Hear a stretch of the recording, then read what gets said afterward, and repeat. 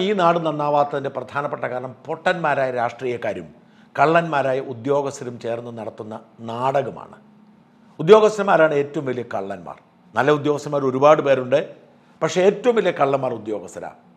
അവരാണ് നിയമം നിർമ്മിക്കുന്നത് പോലും. വാസ്തവത്തിൽ പൊട്ടന്മാരായ രാഷ്ട്രീയക്കാർ നിയമസഭയിലും പാർലമെൻറ്റിലും അവതരിപ്പിച്ച് വോട്ട് നേടി അത് നിയമമാക്കുന്നു, എഴുതി വെക്കുന്നത് ഈ ഉദ്യോഗസ്ഥന്മാരാണ്. അവരെഴുതുന്ന എല്ലാ നിയമവും അവർക്ക് കാശുണ്ടാക്കാൻ, ജനങ്ങളെ ബുദ്ധിമുട്ടിക്കാനുള്ള പഴുതുകളോടെ ആയിരിക്കും.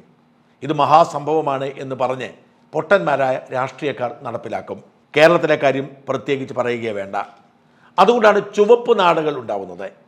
ഒരു ഫയൽ നീങ്ങി തീരുമാനമുണ്ടാകണമെങ്കിൽ അനേകം കടമ്പകൾ കിടക്കണം. ഉദാഹരണത്തിന്, ഒരു സാധാരണക്കാരൻ അവൻ്റെ ഒരു വിഷയം മുഖ്യമന്ത്രിക്ക് അയച്ചു എന്ന് കരുതുക. അവന് വീടില്ല, ഭൂമിയില്ല. അവന് വീട് വേണം, ഭൂമി വേണം.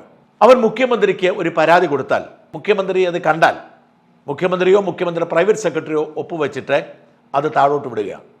അത് വകുപ്പ് പ്രിൻസിപ്പൽ സെക്രട്ടറിക്ക് പോകുന്നു, അതിന് താഴേക്ക് പോകുന്നു, ആ ഡെപ്യൂട്ടി സെക്രട്ടറിക്ക് പോകുന്നു, ജോയിൻറ്റ് സെക്രട്ടറിക്ക് പോകുന്നു, ഡയറക്ടറേറ്റിൽ പോകുന്നു, അങ്ങനെ അങ്ങനെ അങ്ങനെ സെക്ഷൻ ഓഫീസിൽ പോകുന്നു, അങ്ങനെ താഴെ വരെ പോകും.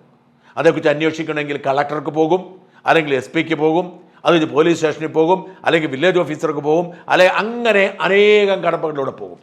എന്നിട്ട് താഴെ നിന്ന് വിശദമായ റിപ്പോർട്ടൊക്കെ നടത്തി ഇതേപടി മുകളിലേക്ക് കയറി വരണം മുഖ്യമന്ത്രി ഓഫീസ് വരെ. എന്തിനേറെ സെക്രട്ടേറിയറ്റിൽ ഇരിക്കുന്ന ഒരു ഉദ്യോഗസ്ഥൻ്റെ അവധിക്ക് പോലും അനേകം കടമ്പകളുണ്ട്. ഇങ്ങനെയാണ് ഈ ഫയൽ സിസ്റ്റം ഉണ്ടാക്കിയെടുത്തിരിക്കുന്നത്. ഒരു കാരണവശാലും എളുപ്പത്തിൽ ഒരു പ്രശ്നത്തിന് തീരുമാനമുണ്ടാവരുത്. പ്രൈവറ്റ് സ്ഥാപനങ്ങളിൽ, പ്രൊഫഷണൽ സ്ഥാപനങ്ങളിൽ ഞൊടിയിടിയിൽ തീരുമാനമെടുക്കുന്ന സ്ഥലത്ത് ഇവിടെ അനേകം വഴികളിലൂടെ പോകണം. എങ്കിൽ മാത്രമേ ഫയലിന് തീരുമാനമുണ്ടാവൂ. എന്നിട്ട് എന്തെങ്കിലും ഗുണമുണ്ടോ? ഒന്നുമില്ല താനും. ഇതാണ് സർക്കാർ സംവിധാനത്തിൻ്റെ ഒരു കുഴപ്പം. പക്ഷെ കൂടെ നമ്മുടെ മുഖ്യമന്ത്രി പറയും ഓരോ ഫയലിലും ഒരു ജീവിതമാണെന്ന്. പക്ഷെ അവർക്കറിയാം ഈ ഫയലിലെ ജീവിതം തങ്ങൾക്ക് പന്താടാനുള്ളതാണ്, തങ്ങൾക്ക് ലാഭമുണ്ടാക്കാനുള്ളതാണ് എന്ന്.